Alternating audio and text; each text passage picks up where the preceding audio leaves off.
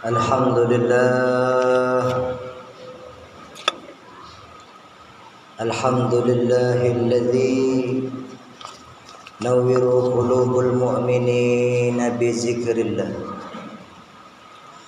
wa idza tuliyat 'alaihim ayatuhu zadatuhum imanan wa 'ala rabbihim yatawakkalun. Allahumma salli wa sallim ala nabiyil huda wal hikmah imamul mursalin wa khatamun nabiyyin sayyidina wa maulana Muhammad. Faya ayyuhal hadirun ittaqullaha haqqa tuqatih wa la tamutunna illa wa antum muslimun. Innallaha wa malaikatahu yusholluna 'alan nabi ya ayyuhalladzina amanu shallu 'alaihi wa sallimu taslima. Faqala Allah Ta'ala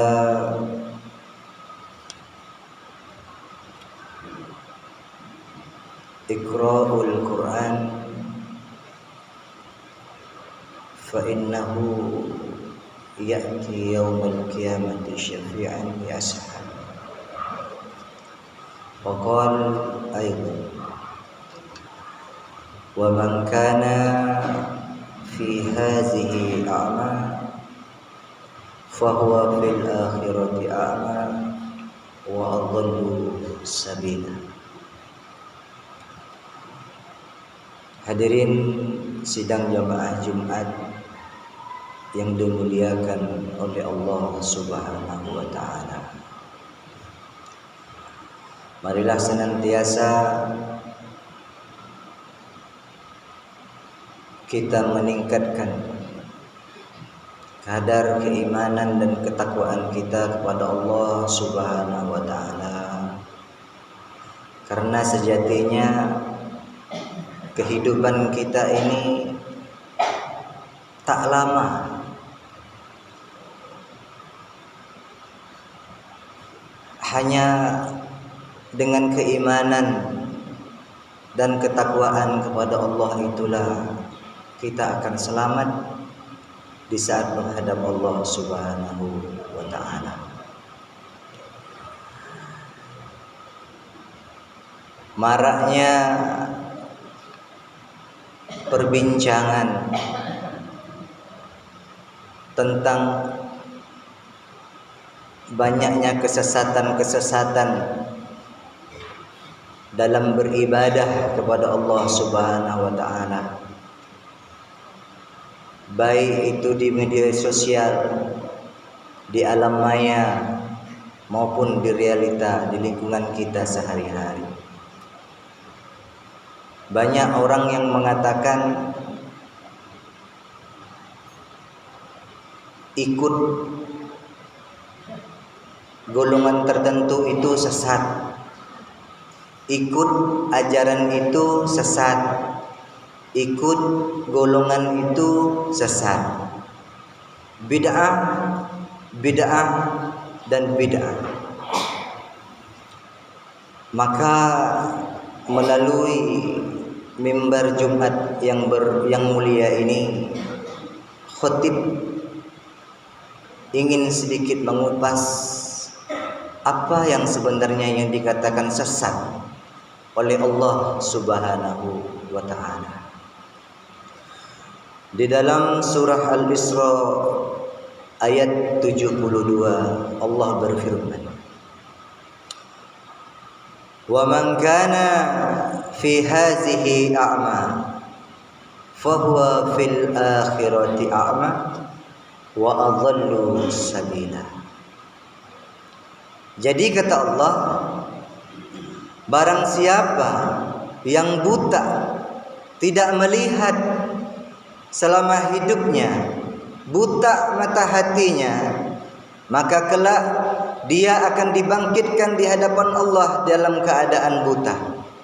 Wa adallu sabila, kata Allah. Dan itu adalah sesat-sesatnya jalan. Melalui surah Al-Isra ayat 72 ini, ternyata yang sesat itu adalah orang yang selama hidupnya di dunia tidak terbuka mata kolbunya, terhijab.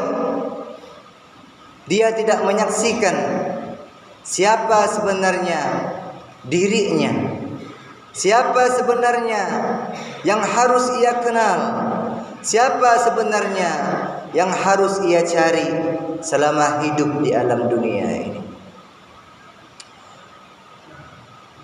Maka sepakat ulama kita mengatakan,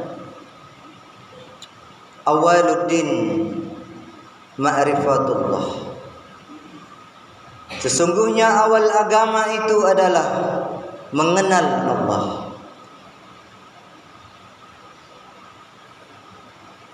Jadi banyak orang yang mengatakan nantilah di akhirat kita akan melihat, nantilah di saat di akhirat kita akan kenal kepada Allah Subhanahu wa taala.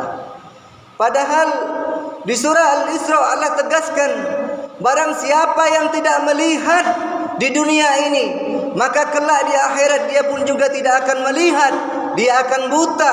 Itulah orang-orang yang sebenarnya berada dalam kesesatan, jauh dari Allah Subhanahu wa taala. Hati yang buta, kolbu yang buta, tidak bisa dibuka dengan ceramah-ceramah. Hati yang buta tidak bisa dibuka dengan kita membaca buku, kitab-kitab, tak ada jalan. Karena Nabi Muhammad sallallahu alaihi wasallam telah bersabda, "Wa innal ulama warasatul anbiya wa innal anbiya lam yuwarrasu dinaran wala dirhaman fa innahu warrasu ilma."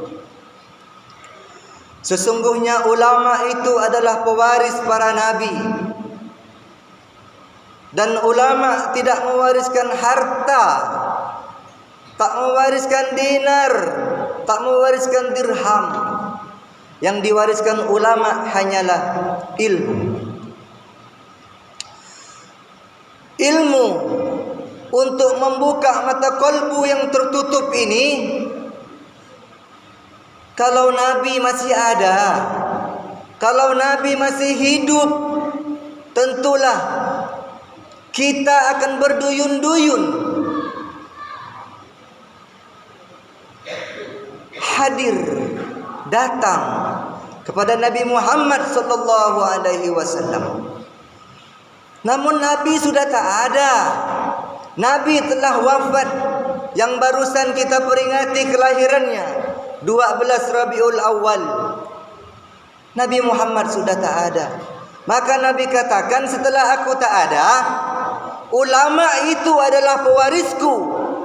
Ilmu ini telah kuturunkan, telah kurekomendasikan kepada mereka.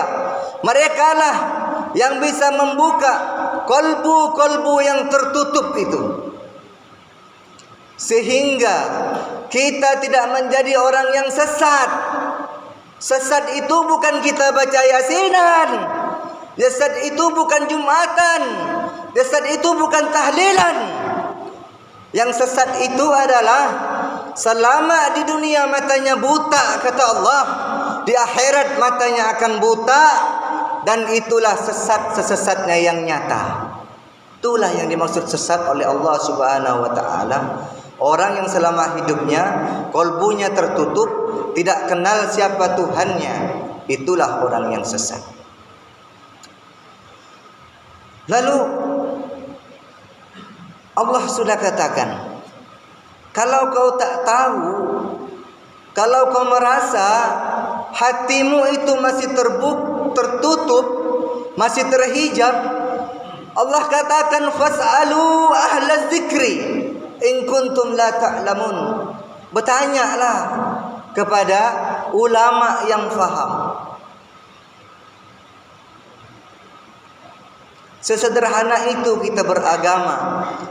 Sedemikian mudahnya Allah suruh kita agar kita selamat dalam mengarungi kehidupan dunia dan juga selamat di saat berjumpa kepada Allah Subhanahu wa taala.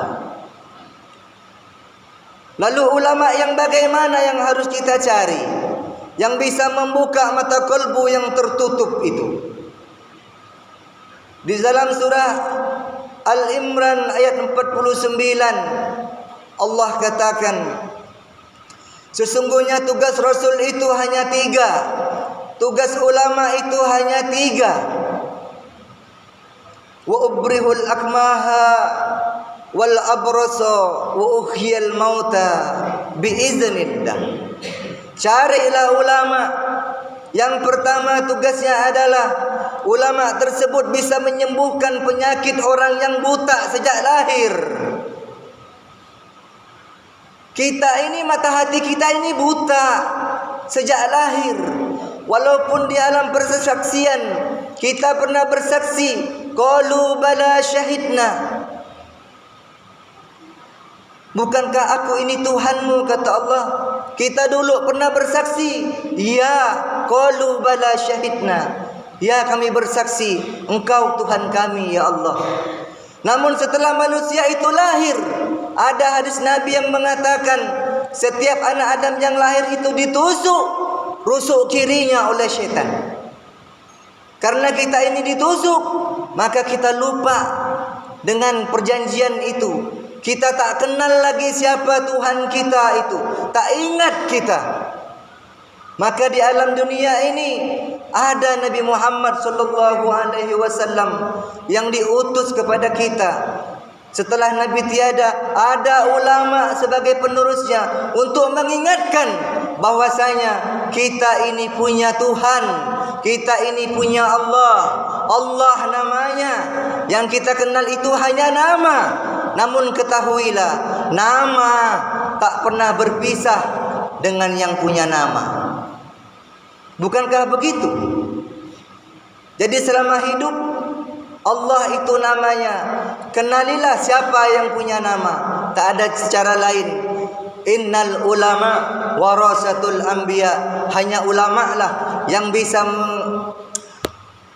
membawa kita, yang bisa menunjukkan kita untuk kenal kembali kepada siapa Tuhan yang telah kita saksikan di alam roh itu, yang kita katakan qalu bala syahidna. Buta kita ini semua. Maka untuk membuka mata kalbu yang tertutup, maka carilah ulama. Kemudian ciri Rasul, ciri ulama yang dikatakan dalam Al-Imran 49 yang kedua adalah ulama tersebut, Rasul tersebut tugasnya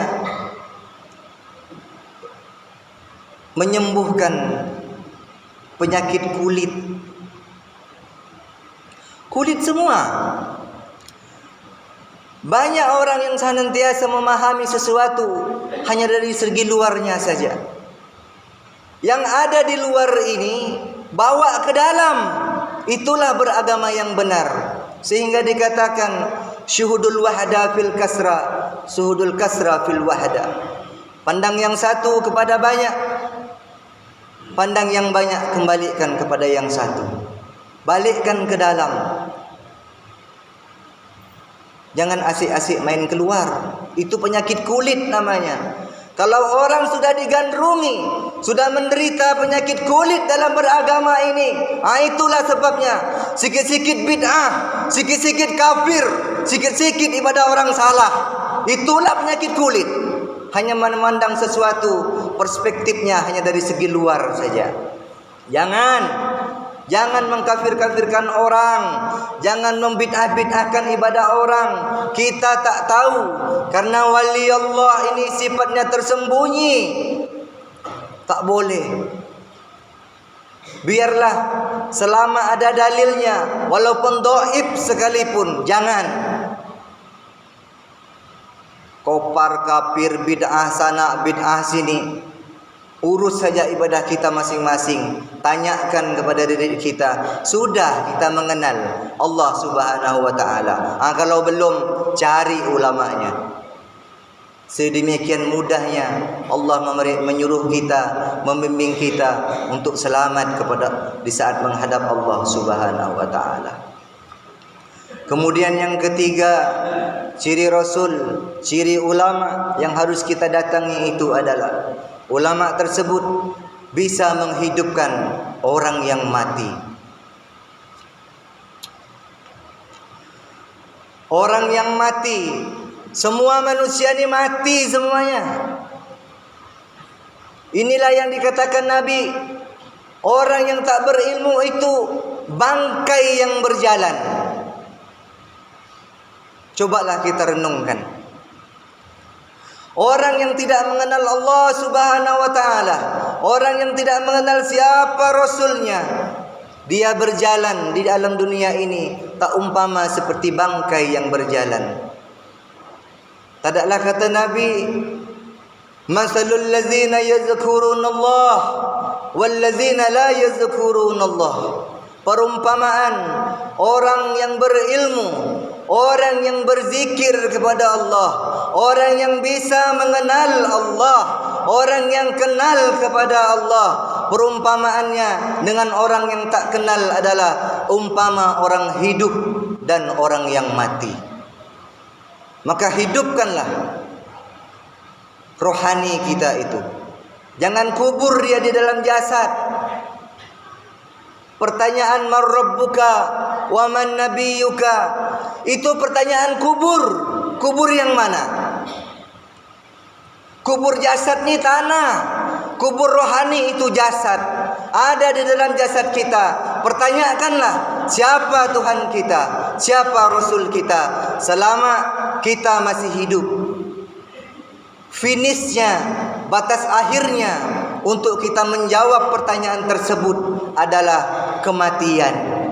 Maka sebelum kematian itu datang, maka carilah jawaban, siapa Tuhan kita. Sudah kita kenal. Kalau belum, jangan anggap enteng kehidupan ini. Jangan sibuk hanya mengurus dunia. Jangan sibuk hanya mengurus perut. Jangan sibuk mengumpulkan harta. Itu tak kita bawa mati. Tak ada. Ambillah seperlunya dunia ini. Selebihnya jangan lupa tujuan kita hidup di alam dunia ini. Wa ma khalaqtul jinna wal insa illa liya'budun. Tak kuciptakan manusia, tak kuciptakan jin kecuali untuk beribadah kepada Allah Subhanahu wa taala. Nah, beribadahlah yang betul, jangan ikut-ikutan orang banyak. Ibadah ini harus pakai ilmu.